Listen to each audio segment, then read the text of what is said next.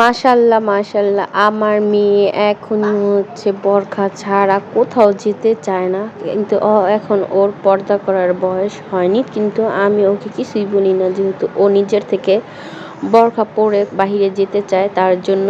তো আমরা হচ্ছে একটু বাড়ির সামনে হচ্ছে ওয়াজ, ওইখানে বাড়ির সামনে আর কি একটু মাথায়, তো ওই হবে ওয়াজের ওইখানে আর কি কিছু খাবারের দোকান বসে মেলার মতো। মেলা বললে ভুল হবে, এটা আবার কি মেলা বলে? আমি তো এটা মেলা দেখি অবাক, এটা কেমন মেলা? শুধু খাবারের জিনিস বেচে, মানে এই ফুচকা আর হচ্ছে একটু হাবি জাবি এগুলোই তো। যারা মেলা বলে এগুলোকে, মানে তারা এখন মেলা কি জিনিস চিনে নেই আর কি। তো থাক, একটু মজা করলাম।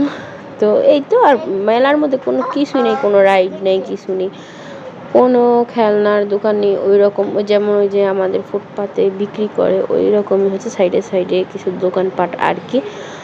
তো মেয়ের হচ্ছে বায়না, ও যাবে 2 ঘন্টা ধরে ঘ্যানার ঘ্যানার করতে করতে।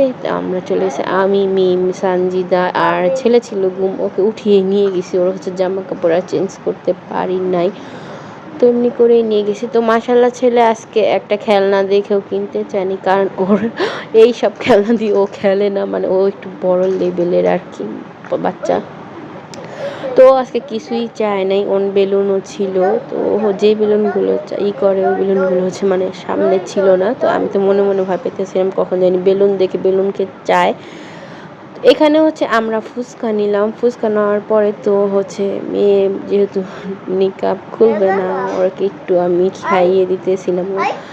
তো আমার মেয়ে তো হচ্ছে মাশাল্লাহ এত বরখার আর মানে সব কিছুর প্রতি ওর এতই হয়ে গেছে, কিভাবে কি বলবো। তো আমার থেকে বেশি ও হচ্ছে পর্দা বা আল্লাহই অনেক বেশি ওর ভিতরে, কারণ ও তো মাদ্রাসায় পড়েও, ওর তো মাদ্রাসায় ম্যাডামরা বলে সব শুনে আর কি। তো এইটা আমি আর ছেলে চলে গেছি, যাচ্ছি হাঁটতেছি, তো মিম হচ্ছে আমার পিছেই ছিল, আর মেয়েকে দৌড়ে দৌড়ে নিয়ে যেতেছিলাম। এটা হচ্ছে মেলা না, রাস্তার মধ্যে বললাম আর কি, সাইডে যেমন বসে ওইগুলো আর কি, মেলার মতোই, শুধু কোনো রাইড নেই।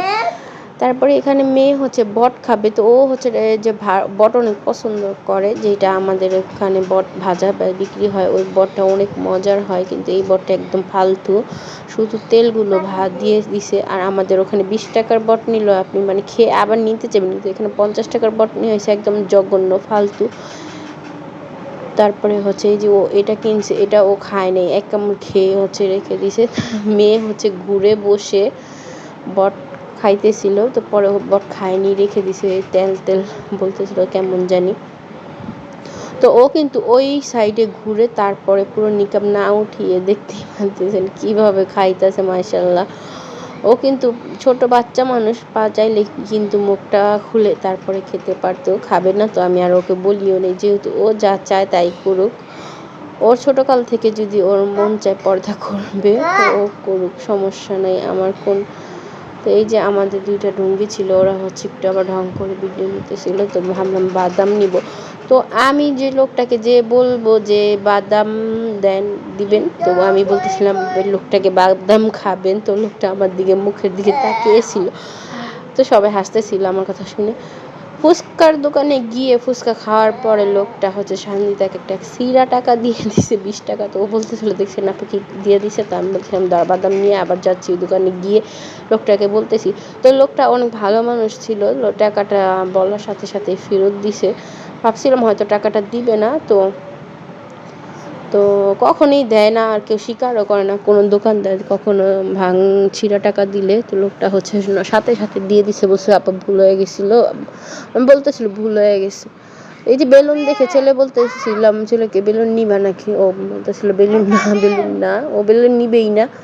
তা আমি তো অবাক হয়ে গেছিলাম যে আমার ছেলে এখন বেলুন নিতে যাবে না, মানে ও রিস্কার থেকে যদি দেখে কোথাও বেলুন নিয়ে লোক দাঁড়ানো, তো ও পারে না, রিস্কার উপর থেকেই লাফ দিয়ে বেলুন আনতে চলে যায়, কিন্তু ও বেলুন নিবে না।